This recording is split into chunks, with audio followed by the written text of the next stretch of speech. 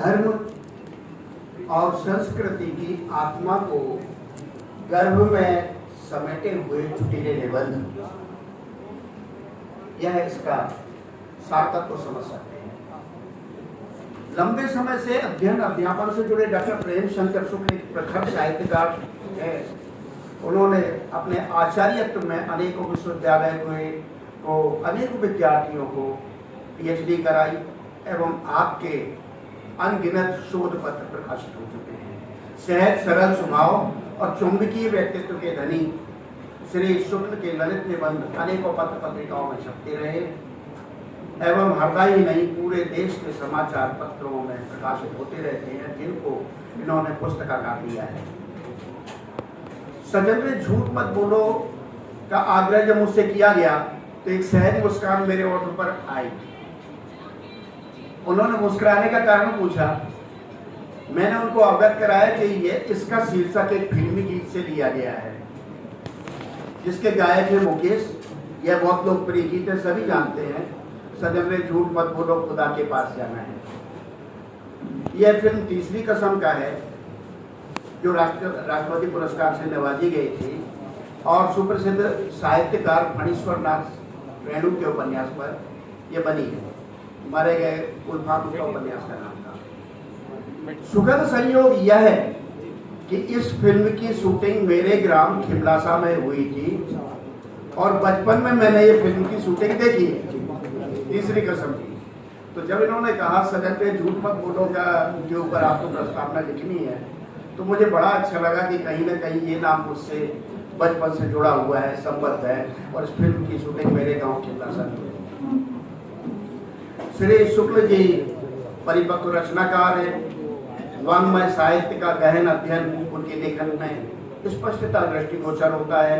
आपके निबंधों के शीर्षक अक्सर तो किसी दोहाई, चौपाई या दोहे से की जो अर्धाली होती है, ज्यादातर निबंधों के आपके शीर्षक चौपाई या दोहों की अर्धाली के रूप में है। कोई कोई शीर्षक कहावत या मुहावरा के रूप में भी है और एक आध शीर्षक तो फिल्मी गीतों की पंक्तियों पर भी है। परंतु एक बड़ी बात है कि इनके शीर्षक सदैव अर्थपूर्ण होते हैं, उनमें बहुत गहरा अर्थ अंतर्निहित होता है। अक्सर पौराणिक आख्यानों से अपनी बात आरंभ कर ये विशेषता है आपकी कि आप पौराणिक आख्यानों से अपनी बात शुरू करते हैं, उसको वर्तमान समस्याओं में गूंथते हैं और रोचक तरीके से संबद्ध कर देते हैं। और आपकी यही विशेषता है। वैसे भी किसी भी साहित्यकार के लेखन में तत्कालीन देश, काल, समाज और परिस्थिति का समावेश तो होना ही चाहिए, तभी वह लेखन उसका सार्थक होता है। आप अपने समय के प्रश्नों से भली भांति परिचित हैं और विसंगतियों को पहचानते हैं। साथ ही आपके लेखन में एक विशेषता है कि अकेले समस्याएं नहीं उठाते, वरन उनका समाधान देने का भी प्रयास करते हैं। हित सहित होना साहित्य की आवश्यक शर्त है, जैसा कि अभी उन्होंने अपने उद्बोधन में भी कहा। यह उनके साहित्य में दिखाई देता है।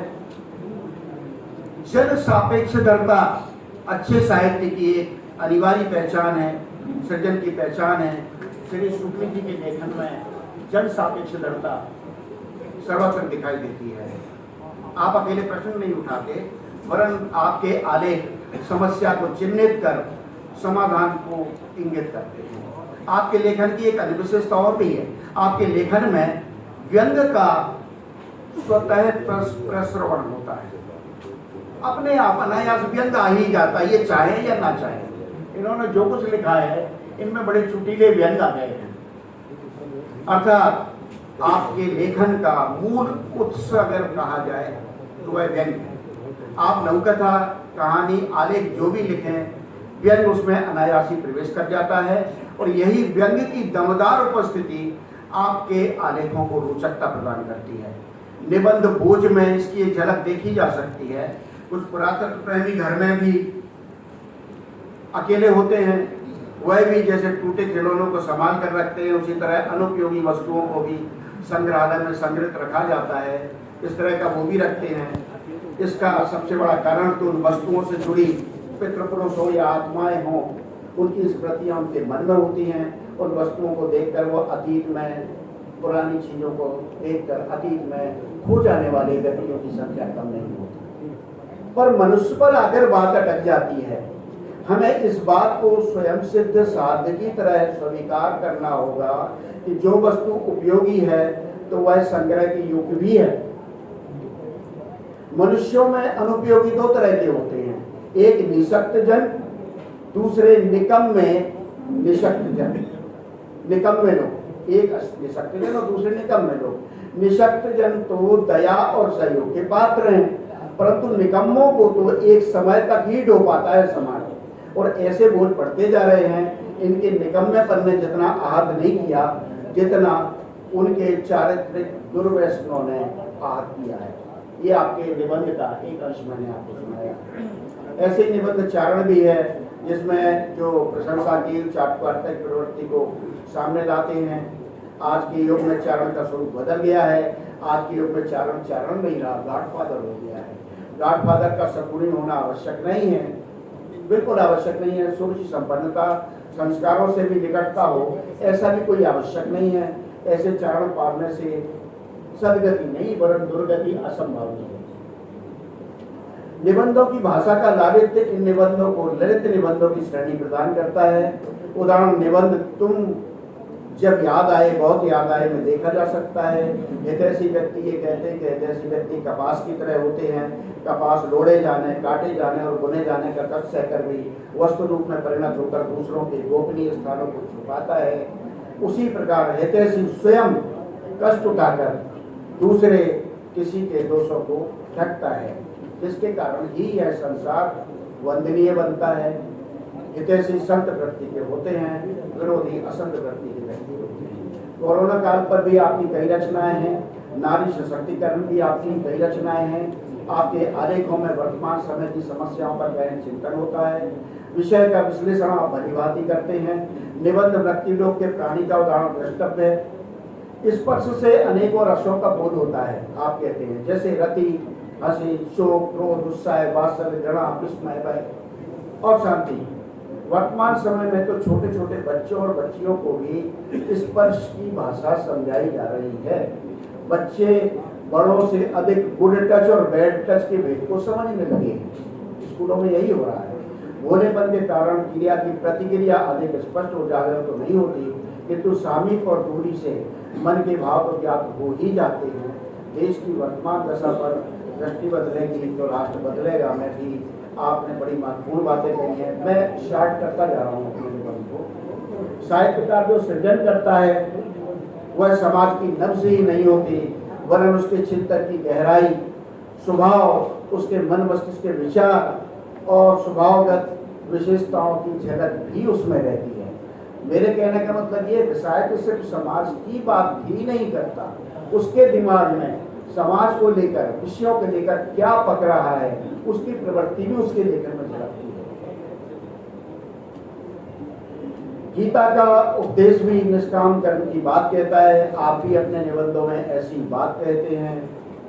साथ में निर्लिप्त रहकर साक्षी भाव से सृजन की बात करते हैं। आपका कहना है कि आत्मा का जागरण तभी होता है। मेरा भी मानना है कि किसी भी व्यक्ति का सृजन उसके मन मस्तिष्क का एक्सरे होता है। इस दृष्टि से देखने पर प्रतीत होता है जैसे कि शुक्ल जी की मूल प्रवृत्ति आध्यात्मिक चिंतन में गोते लगाने की है, जिसे निबंध अबला नशानी में प्रत्यक्षता देखा जा सकता है। देहातों में बड़े की स्त्रियां ढैकी से चिवड़ा कूटती हैं। एक स्त्री पैर से उस ढैकी को पारी पारी से दबाती है और छोड़ देती है। दूसरी स्त्री ओखली में अपना हाथ से चिवड़ा को रखती रहती है, पर वह सावधान रहती है कि ढैकी का मूसल उसके हाथ पर न गिरे। वह दुर्मुहे बच्चे को दूध भी पिलाती है। दूसरे हाथ से कढ़ाई में गीला धान भी मूंगती जाती है। साथ साथ ग्राहक से मोल भाव भी करती जाती है। इतने सारे काम वह एक साथ करती जाती है, किंतु उसका मन सदा ढैकी की ओखली की ओर ही रहता है। वह ध्यान रखती है कि मूसल हाथ पर ना गिरे। इसी अभ्यास को योग का नाम दिया जाता है। इसी प्रकार से लोग गृहस्थी में भी हैं, उनके मन को अधिकतम भगवान के साथ संलग्न रहना चाहिए। इसी संलग्नता को जागरण कहते हैं। अन्यथा सुषुप्ति की स्थिति में आपदाओं के मूसल गिरकर व्यक्ति को घायल कर सकते हैं। श्री शुक्ल जी के लेखन के विविध आयाम हैं। कोई भी विषय उनकी लेखनी से अछूता नहीं रहा। एक सुटीलापन तो उनमें होता ही है। आपके निबंधों के शीर्षकों से यह बात भली बात सामने आती है। कुछ उदाहरण देखिए आप निबंधों के शीर्षक के, जैसे खेला हो गए, कुत्ते की पूंछ, लूट सको तो लूट, ज्यों की त्यों दर्दीनी चदरिया, महत्वपूर्ण वर्तमान, दरिद्रता, बेसहारा, यादों में आपातकाल, निंदक नीरे राखिए, संगीत, निकला आरक्षण का चिन्ह, गोबर गणेश, इच्छा मृत्यु, आस्तीनों के सांप, कांटों का हार मिला आदि आप अपने लेखन में अन्य व्यंग्यकारों की भांति अंग्रेजी शब्दों से भी आप परहेज नहीं करते हैं। उदाहरण इनकी लेखन में जो आए हैं, इस फ्रेंडशिप डे, एक दोस्ती ऐसी भी, fair and fair, home delivery आदि अंग्रेजी शब्द भी यथास्थान आए हैं, परंतु वह विसंगत इसलिए नहीं लगते कि उस वाक्य विशेष की वो मांग होते हैं। आशा है धर्म और संस्कृति की आत्मा को अपने गर्भ में समेटे हुए वर्तमान से आग लड़ाते और विषम परिस्थितियों में भी समाधान परक लेखन से आशा का संचार करते डॉक्टर शुक्ल जी के ललित निबंध पाठकों को बहुत पसंद आएंगे और निबंध संग्रह सजन के झूठ मत बोलो को पाठकों का भरपूर स्नेह मिलेगा। श्री शुक्ल जी को उन्नत लेखिकी भविष्य हेतु और उनके सुखद भविष्य को आत्मीय मंगल कामनाएं। धन्यवाद।